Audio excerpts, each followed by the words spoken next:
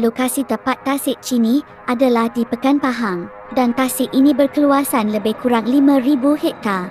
Mengikut cerita orang-orang dahulu, tasik Chini adalah tempat tinggal seekor naga dan naga itu telah tinggal di sana berdekad-dekad lamanya.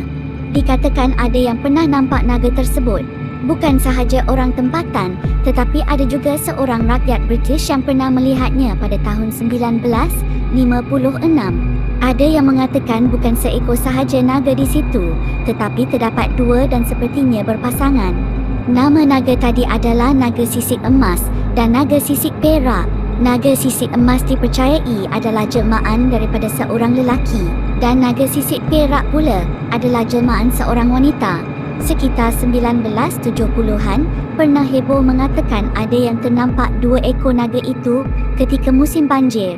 Malah ada pula cerita lain yang mengatakan ada seorang pemuda dari negara Jerman yang telah menyelam dekat jeti. Maka bertambahlah orang percaya yang naga itu betul-betul wujud. Kisahnya bermula bila warga Jerman itu menyelam ke dasar tasik dan semasa dia menyelam itu, tiba-tiba dia ternampak ada pagar yang berbatu. Dia pun tertanya, celah mana pula datangnya pagar batu dalam tasik ni? Lantas dia pun terus berenang mengikut pagar batu tadi. Hinggalah dia pun sampai di pintu pagar utama tasik itu. Dan di sebalik pagar batu itu, dia telah ternampak sepasang mata yang berwarna merah. Jadi ramai yang mempercayai mata itu adalah milik naga yang tinggal dalam tasik Chini. Selain kisah tentang naga di dalam tasik Chini, terdapat juga kisah lain yang popular. Al-Kisamya, dahulu ada sekumpulan orang asli dari etnik Jakun nak bina perkampungan. Ketika mereka sedang menebang pokok dan mengemas kawasan hutan, ada seorang nenek datang dan menegur mereka. Nenek itu menegur, "Sepatutnya kamu semua wajib meminta izin dari semangat hutan.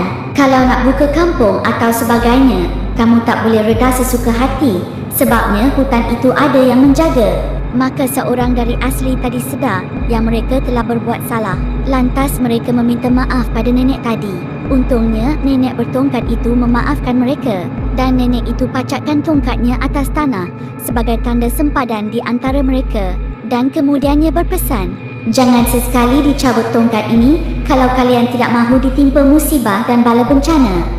Mereka taat pada awalnya dan tidak sentuh langsung tongkat itu apatah lagi nak dicabut. Hinggalah ada seorang penduduk orang asli di situ terdengar anjingnya menyalak dan berhenti di dalam hutan.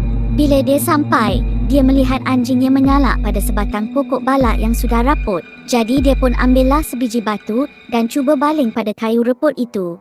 Bila kayu tadi terkena batu, tiba-tiba pokok itu memancutkan darah. Dalam ketakutan, dia pun berlari dan beritahu kepada kawan-kawannya. Tapi mereka tidak percaya. Kemudian mereka semua pergi dan mula membaling batu ke arah kayu balak tadi. Maka lagi banyak darah yang keluar seperti terluka. Perbuatan mereka itu telah dihalang oleh orang-orang tua di situ. Tiba-tiba langit yang cerah tadi bertukar menjadi gelap dan hujan pun turun selebat-lebatnya. Ketika kelam kabut nak selamatkan diri dari hujan, tiba-tiba ada seorang telah terlanggar tongkat tadi sampai tercabut dan air mencurah-curah keluar dari lubang tongkat itu tadi seperti paip yang pecah dan akhirnya muncullah tasik Chini yang ada sekarang akibat dari air yang keluar tidak henti-henti setelah bertahun-tahun. Orang asli Jakun percaya yang kayu balak reput tadi adalah jelmaan penunggu di hutan itu dan motif nenek itu memacakkan tongkat kerana ingin melindungi orang asli itu dari diganggu makhluk gaib lain di situ. Mereka juga percaya yang makhluk tadi adalah seekor naga yang bernama Seri Gumung. Sebenarnya ada juga kisah misteri tentang tasik Chini. Pernah ada kejadian yang mana seorang peneroka Filda Chini disumpah dengan penyakit kulit dan dia kata dia pernah nampak naga dekat tasik Chini pada tahun 1986 semasa keluar memancing dekat tasik Chini. Dan dia pun naik sampan. Tiba-tiba jaringnya terlekat dengan dua ekor ular. Kemudian dia pun bunuhlah ular itu dan buang ke dalam air. Dalam perjalanan nak balik, dia ternampak ada 3 lengkungan macam badan naga berwarna hitam dalam tasik. Benda itu timbul dan menyebabkan tasik tadi itu bertukar menjadi ombak yang kuat. Jadi apa pendapat anda dengan kisah kali ini?